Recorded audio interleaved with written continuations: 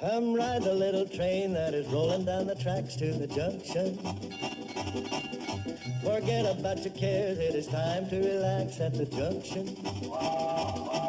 Lots of curves, you bet, and even more when you get to the junction. Petticoat Junction. There's a little hotel called the Shady Rest at the junction. Petticoat Junction. It is run by Kate, come and be her guest at the junction. Petticoat Junction. And that's Uncle Joe, he's a moving kind of slow at the junction. Petticoat Junction.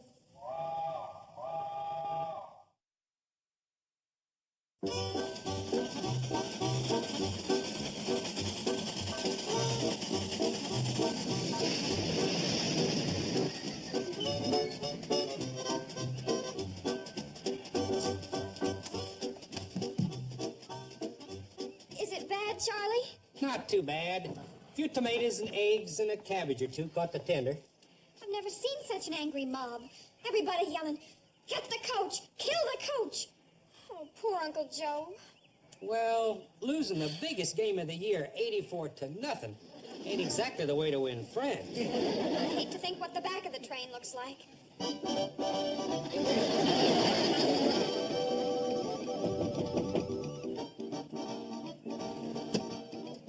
Safe to come out now? Yes, Mr. Bedloe. I'm terribly sorry you had to go through all this just because our team lost. Oh, that's all right. Remember, lad, it's not whether you win or lose, it's how you play the game. Play lousy. There. I got that impression.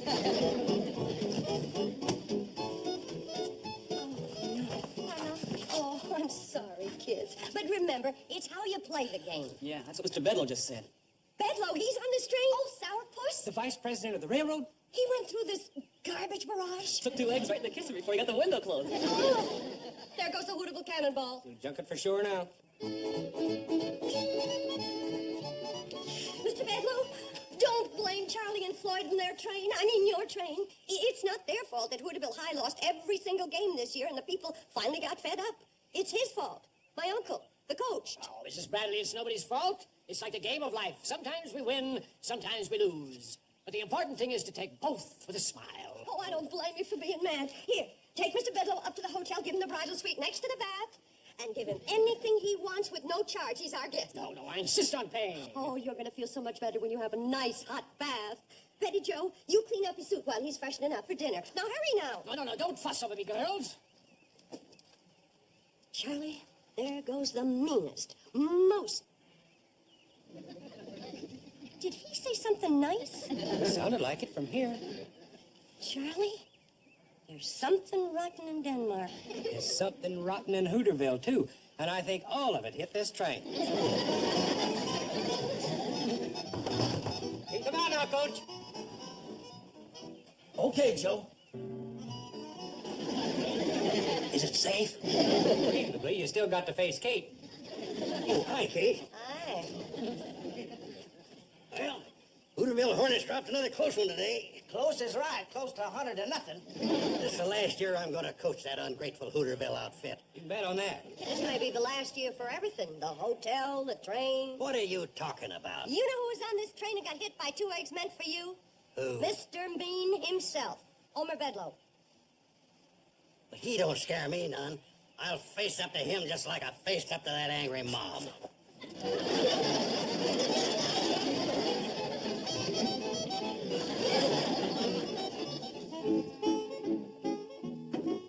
You see, they're directors of the railroad. 2 of them, big shot Eastern fellas, come in a private plane. Now, they're going to board the Cannonball here in Hooterville tomorrow morning for an inspection trip. And Bedloe put him up to it, huh? He's awaiting for him at the Shady Rest. Oh, that sneaky rat. Somebody's got to warn Kate and the boys. Well, how? There ain't no train, no phone, no road, no... The handcar. Yes, and Herbie Bates. Oh, no, he got chased out of town along with his coach. Sam, you can't park that car clear to Kate's hotel. But I can try.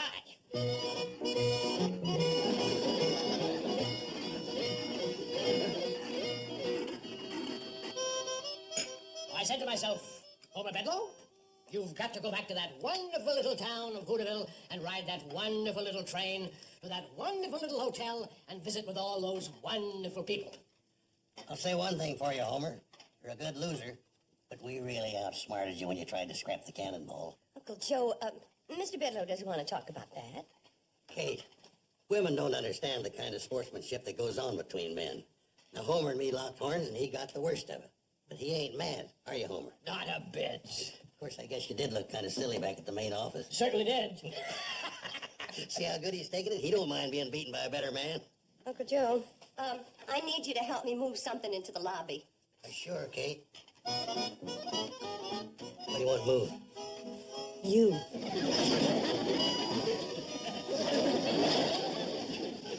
How long are you planning to be with us, Mr. Bedloe? Oh, I think along about noon tomorrow ought to do it. Isn't that about the time you boys get the train back from Hooterville? Yes, sir, and we'll be right on time for you, Mr. Bedloe. Oh, no. Take your time. Be late. I don't mind. Hear that, Charlie? We can sleep late. Floyd, we gotta get up early and clean the train. It's a mess. We'll help you. Sure we will, Charlie. Oh, no. You young people shouldn't waste a good Saturday morning cleaning a train. Besides, it'll be a good object lesson for the people of Hooterville to see that train the way it is. Remind them of how ugly mob violence can be. No. The messier it looks, the better. I tell you, that man's up to no good. He's out for revenge. Well, now, if he was a woman, I'd agree with you. Never turn your back on a woman. They're sneaky, cunning, and treacherous. Thanks. But a man is different, so stop worrying about Bedloe. Uncle Joe, you tell Floyd and Charlie to meet me down at the train. I'm going into town and talk to Sam Drucker. What about? About the price of horseradish. Well, at least I got you to stop worrying about Bedloe.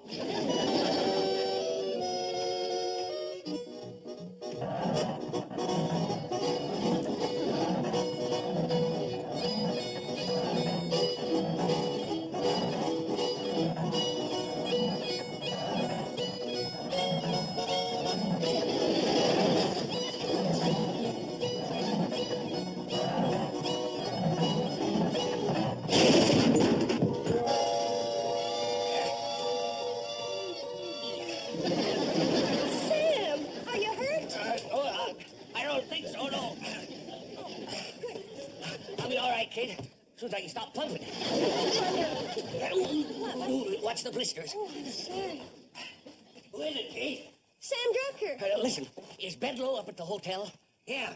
Come on up and say hello. He's changed, Sam. Nicest fella you ever want to meet. Horseradish? Well, you can talk to Kate about that later. Come on up and visit Bedloe. Now, listen to me. Bedloe is here for only one reason.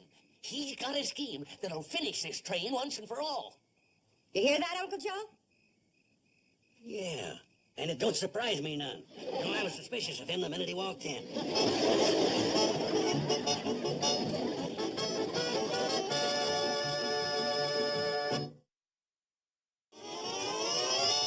All right again. When those big city railroad directors see the Hooterville Cannonball in the morning, she's going to be shining like a new penny. From cowcatcher to caboose. Yeah, he's that one. Mr. Bedloe's in the lobby. Hey, come on, get your buckets. Let's go. Betty Joe, listen. You and Herbie help Floyd and Charlie scrub down the locomotive, okay? Now, Bobby Joe, you and Bill. Where's Betty Joe? She didn't like the way the blue jeans fit her, so she's taking them in through the... No. Let's go. We only got some things right. Oh, no, Sam. No. You've done your part. You go to bed and rest those blisters. Not me, Kate. I want to be in and foiling Bedloe all the way. Thank you, Sam. He dozed off. I think it was your eggnog that did it. Well, I thought it would. I put a half a bottle of cooking sherry in it. I wondered how he could go to sleep while I was telling him the story about my wooden Indian. I was telling him all about my great-great-uncle, Kit Carson, how he carved it out of solid oak with a hunting knife given to him by this old Indian chief when he was just a boy living in the woods down in southeast. Joe, you're putting me to sleep, and I got work to do. And so have you. So grab a bucket and head down to the train. Kate, don't you think somebody should stay here and keep an eye on Bedloe? Well, I'm going to do it. I got work to do here in the kitchen. Did you set his watch ahead? Yeah, set it ahead till midnight. How about the other clocks? Oh, I forgot. Here, I'll start with this one. Say, where is everybody? Oh, Uncle Joe, get this stuff out of sight. Here. Mrs. Bradley, where'd everybody disappear to? Shh. Everybody's in bed asleep. It can't be at this time of night. Holy smokes, it's after midnight. Shh. Wake everybody up. There must be something the matter with my watch. It can't be this late. Well, it is, and you should be in bed, too. Not sleepy. I'll make you some more eggnog. Oh, that's darn good eggnog, but I don't want you to go to all that trouble. Oh, it's no trouble at all. I can't believe I slept for 3 hours. Is there a clock in here? Well, I'm so ashamed it's so dirty you can't tell what time it is.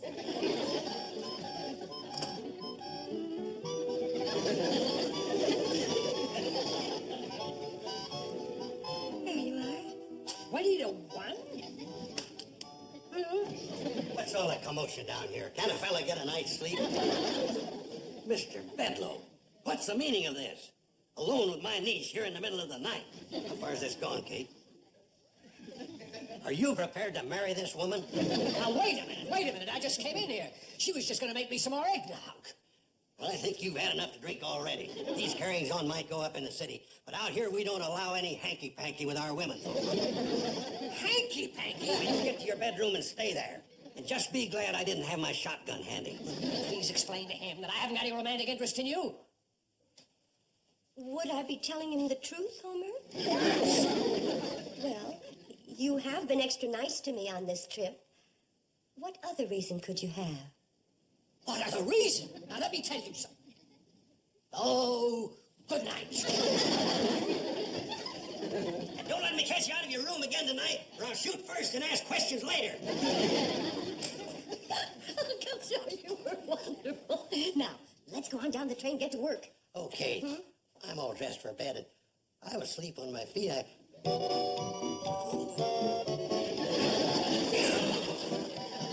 Let's go.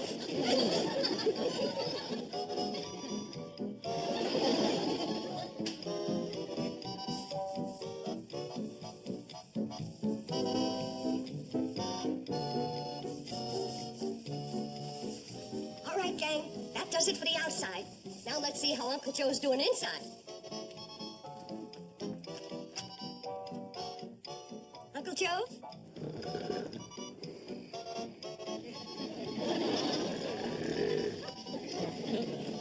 How'd it go, Kate? That big mess come off the seats? No, there it sits, fast asleep. How he can sleep on those hard, splattered up backbreakers is beyond me. Hey, Charlie, can you and Floyd unbolt these seats and get him out of here? Well, yeah, Kate, but wouldn't it be easier to wake him up and let him walk out? That's not what I had in mind. Look, go get your tools and take everything out of this coach. Everything? Everything. Those two big city railroad directors are going to get the surprise of their lives.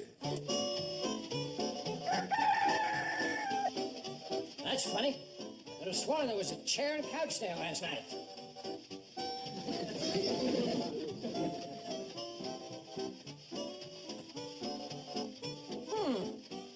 All aboard, Hooterville Cannonball. Train leaving on track 1. Not after today.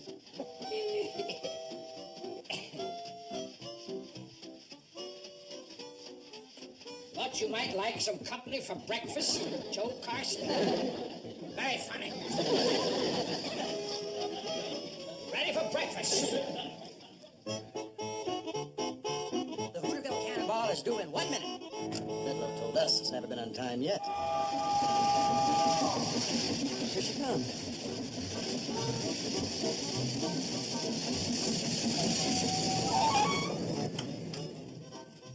Hooterville!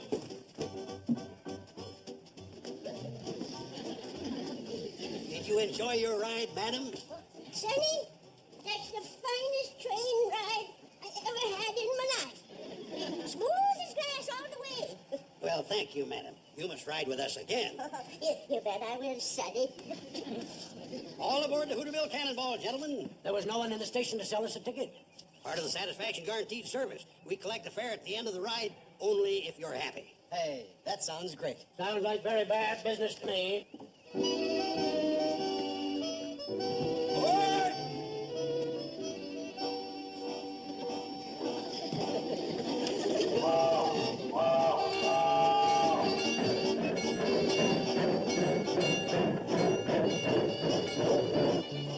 Good morning, gentlemen. Welcome aboard train number 3, the Hooterville Cannonball. I'm your hostess, Miss Bradley. How do you do? Hello. Your engineer for this trip is Mr. Charles Pratt, a veteran of 35 years at the throttle. Your fireman is Mr. Floyd Smoot. And your conductor is Mr. Joseph Carson. We will be cruising at a safe, comfortable speed of 40 miles an hour.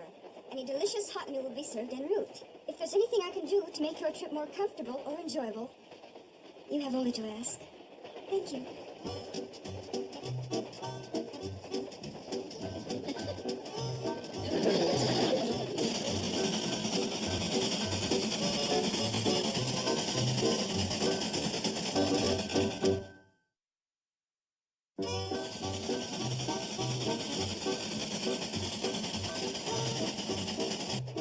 You get a very good shine, young fellow. Thank you, sir. Hey, John, you notice the porter's smock? Like they wear in Europe. Yeah, the service on this train is a lot like the crack Continental trains, too. Oh, come now, man. You can't compare the Hooterville Cannonball to, say, the Train Bleu. Oh, you know, the blue train from Paris to Nice. Well, no. I happen to hear that, sir. What has the blue train got that we haven't got? Well, besides the shoe shine, you can get a haircut, a manicure. Herbie, porter, tell the personnel director to send in one of our barbers and a manicurist immediately. What? Quickly, boy.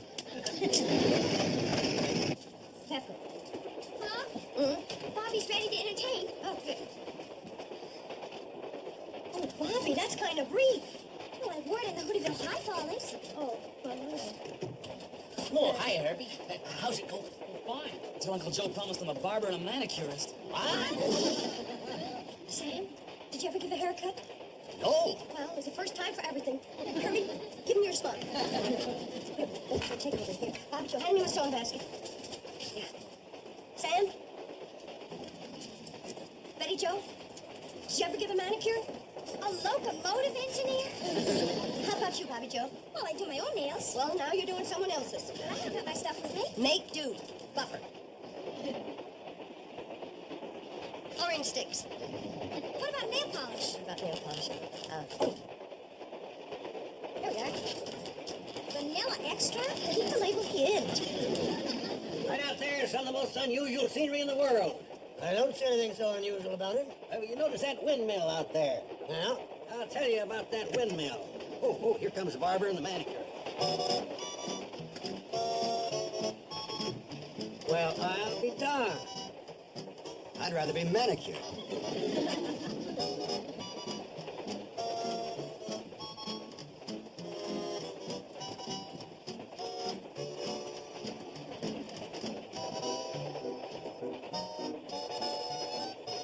What do you think of the foreign situation? Which one? Take your pick.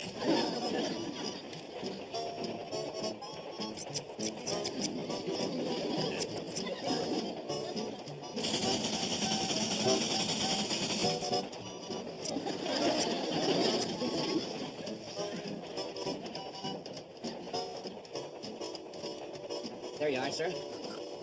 Huh? Your haircut is finished, sir. Haircut, yeah. Oh, now, where's the mirror? Mirror? Oh, it looks fine. Right, conductor? Great. Must be a mirror someplace. Oh. Barbara, come here. Yes, sir. That is the best haircut I ever had. Thank you. I, Barbara, could certainly take lessons from you. Say, Max, how's your manicure? Sensational. This whole train is sensational. You said it. John, do you think maybe Bedloe drinks? I don't know if he does now, but he may start after I get through with him. I'm telling you that when John Fisher gets through with a Hooterville cannonball, it'll be nothing but a pile of scrap. He'll rip up those tracks with his bare hands.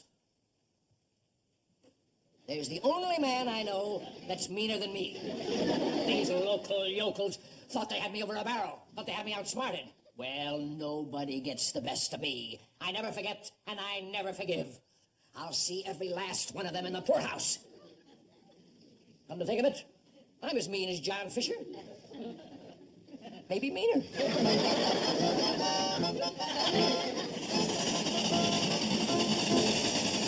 Well, she makes her run through the dead of winter, through the summer, spring, and fall.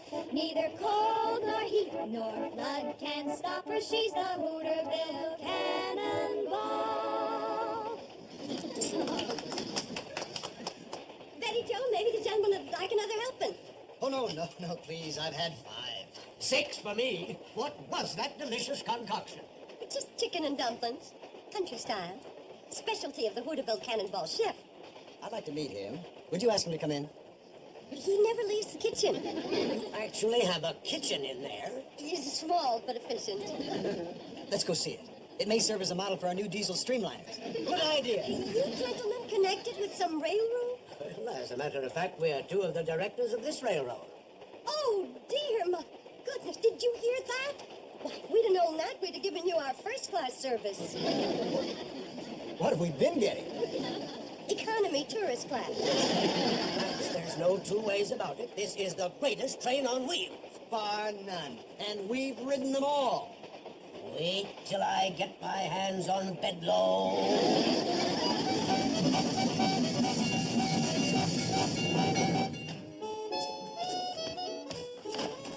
I heard the cannonball pull in 3 hours late.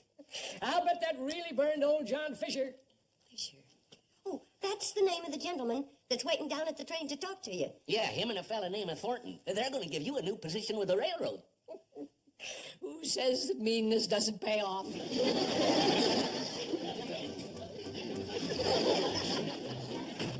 Floyd and me sure do appreciate this, Mr. Fisher. Yeah, Mr. Fisher. The kind of train you boys run, you deserve it. Snap to it, Bedloe. You won't even keep this job. Yes, sir, boss. Where'd I go wrong?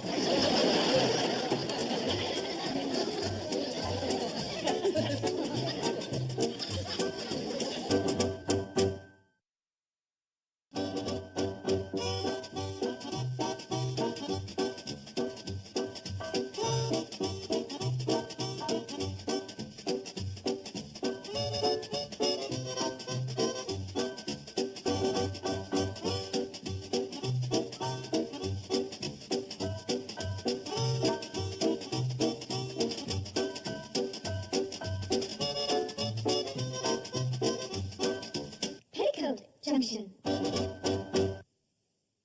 This has been a Filmways presentation.